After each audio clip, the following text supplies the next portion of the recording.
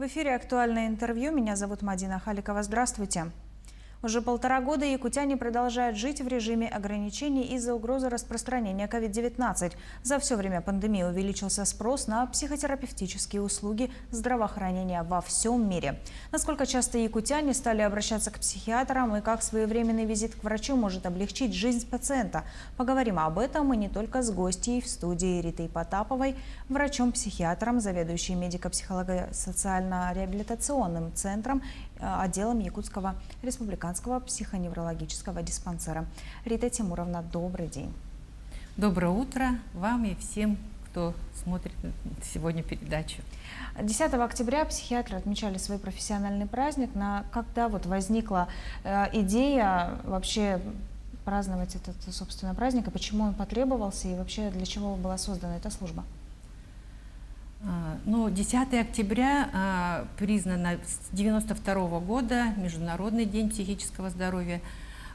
Причина в том, чтобы помочь людям с психическими расстройствами, рассказать об их каких-то проблемах, повысить осведомленность населения. В России с 2002 года мы отмечаем этот день ежегодно, причем каждый год бывает различная тематика.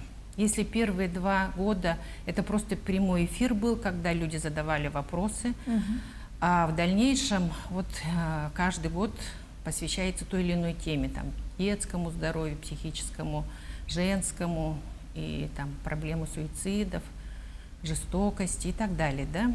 Но этот год тема такова, что психическое здоровье каждого человека.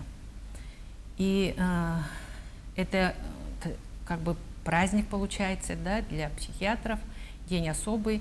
И в этот день хочется действительно, чтобы общество обратило внимание на проблемы людей с психическими расстройствами. И действительно, чтобы люди знали, что это такое, какие бывают состояния, когда надо помогать людям. Потому что в основной массе люди, которые долго болеют психическими расстройствами, имеют группу инвалидности, и, соответственно, у них очень низкий уровень жизни.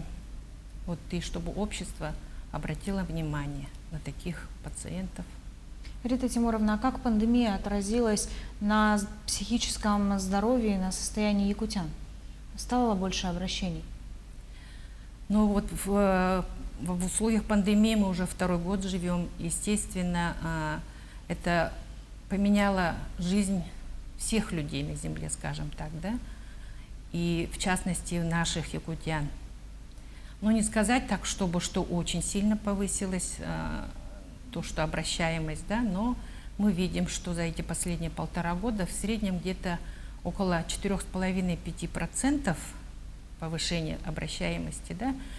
Но сказать тут надо, что люди обращаются ведь не только к врачам-психиатрам, и поэтому статистика здесь может быть не очень достоверна. Обращаются и к психологам, и к психотерапевтам, наблюдается у неврологов.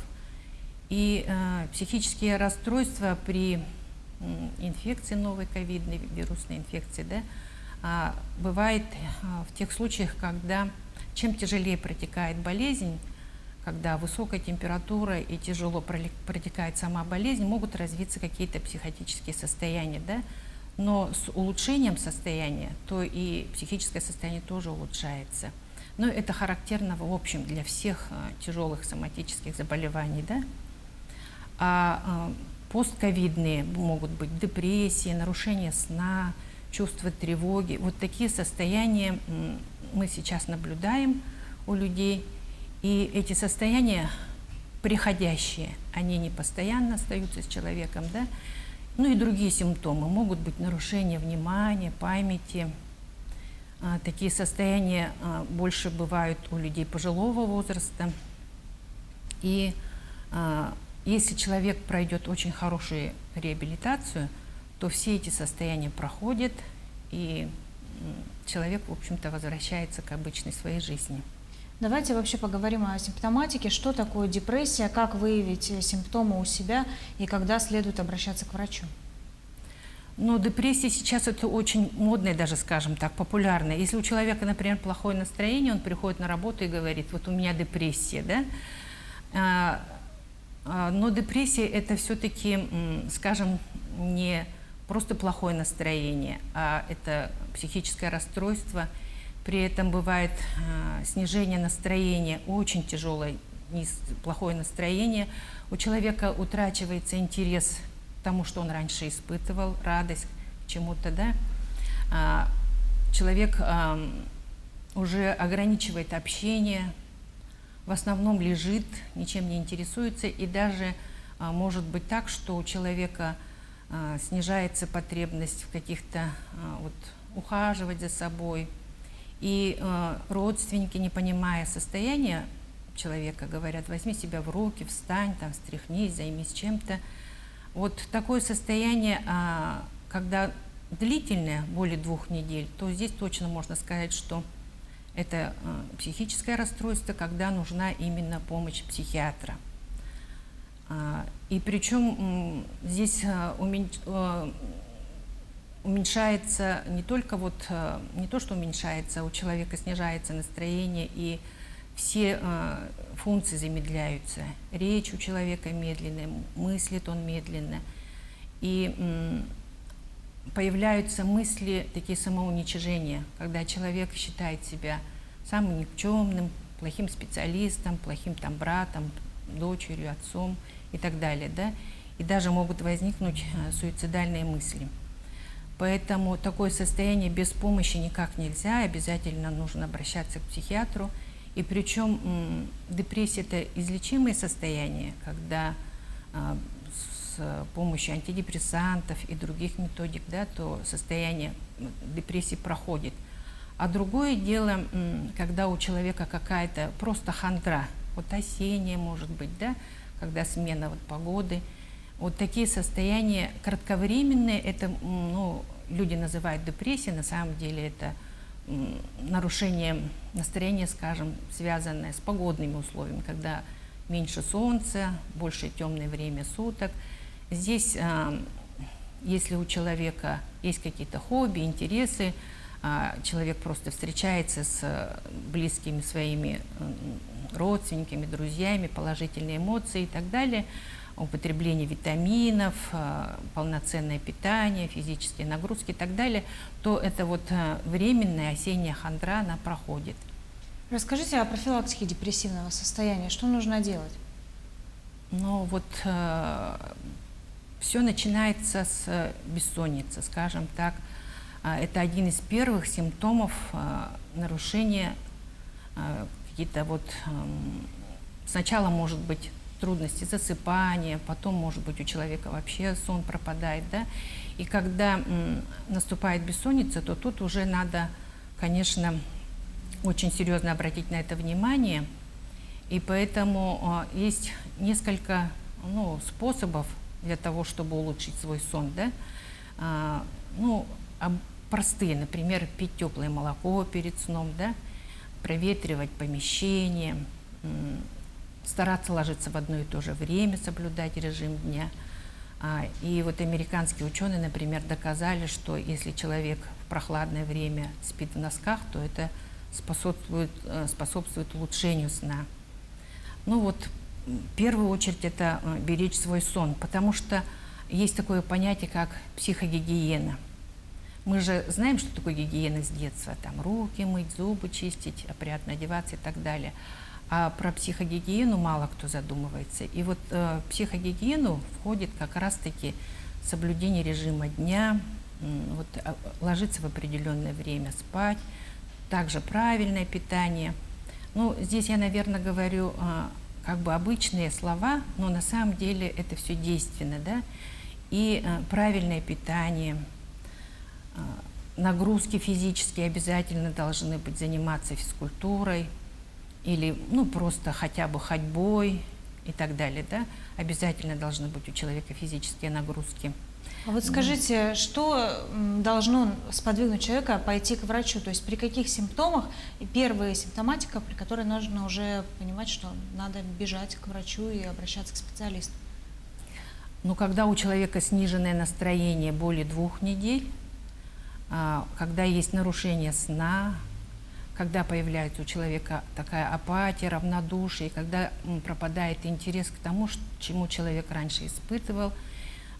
При таком состоянии, конечно, надо обращаться к врачам, можно к психотерапевту, к психиатру. А скажите, вот правда, что если больному прописывают антидепрессанты, то придется их пить всю оставшуюся жизнь? Ну, существует такой миф. На самом деле антидепрессанты принимают ведь не только при депрессиях, а при других тоже состояниях, при панических атаках, при тревожных состояниях и так далее. Да? Здесь все надо полагаться на врача. Если врач назначил антидепрессанты, даже при улучшении своего состояния ни в коем случае нельзя отменять самостоятельно. Ну и вообще антидепрессанты человек сам себе тоже не должен ни в коем случае назначать. Это обязательно под наблюдением врача, потому что врач титрует дозировку, постепенно повышает и отменяет его тоже, постепенно снижая дозы. Но действительно при депрессиях приходится длительно принимать антидепрессанты, иногда и полгода, и год, потому что депрессии могут быть затяжные. И это не говорит о том, что постоянно человек должен принимать, потому что депрессия заканчивается, назначения отменяются.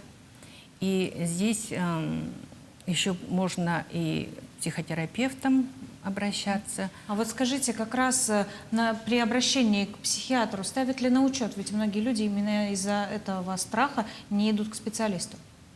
Ну, вообще учет, такое слово, отменено уже с 1992 года. Сейчас другая терминология, динамическое наблюдение. И вот динамическому наблюдению рекомендует врачебная комиссия только при тяжелых психических расстройствах. И поэтому не надо бояться людям обращаться к врачу, что вот обязательно его поставят на учет. А учет необходим человеку, перенесшему тяжелое состояние, тяжелый психоз, ну, чтобы получать лекарственные препараты бесплатно, потому что лекарства все-таки, они в основном импортные и стоят дорого, да? И на динамическом наблюдении человек не состоит, как говорится, не наблюдается по жизни на определенное время, тоже по состоянию. А вот последний вопрос, прошу вас коротко на него ответить. Стигматизация в психиатрии, да, это такой современный бич, так скажем, общества. Как с этим бороться?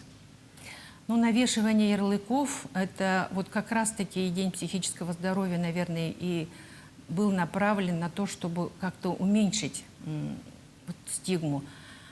Навешивание ярлыков, это, в общем-то, испокон веков. И как бороться с этим, это, видимо, очень длительное время, потому что это все надо начинать с детского возраста, с детсадовского, когда люди будут толерантны к людям с психическими расстройствами. Существует мнение, что люди с психическими расстройствами очень опасны, что они все какие-то преступники, там, убийцы и так далее. Но по статистике на самом-то деле, вот, допустим, если взять 10 человек на экспертизе, только 3 из них могут быть признаны невменяемыми, да? И вообще люди совершают много тяжких преступлений, будучи здоровыми, да? Поэтому вот эти ярлыки на то, что вот люди потенциально опасны, что от них неизвестно, что можно ждать, и такие вот эти мифы есть, ярлыки навешивают. И очень много, в общем-то, это сказывается негативно, кстати, со стороны средств массовой информации, когда вот или фильмы художественные, когда люди с психическими расстройствами выступают негативно, показывают их как-то или карикатурно, или ну, с таким не очень корректным отношением, и формируется такое отношение общества. И поэтому это, наверное, длительное время надо, чтобы поколение выросло толерантное. Но, в общем-то, в Европе, в других странах это уже как бы есть, ну и до России в скором времени дойдет и до нас, я думаю. Спасибо, Рита Тимуровна, что пришли сегодня к нам в студию. Я напоминаю, что вы смотрели актуальное интервью. Оставайтесь на нашем канале.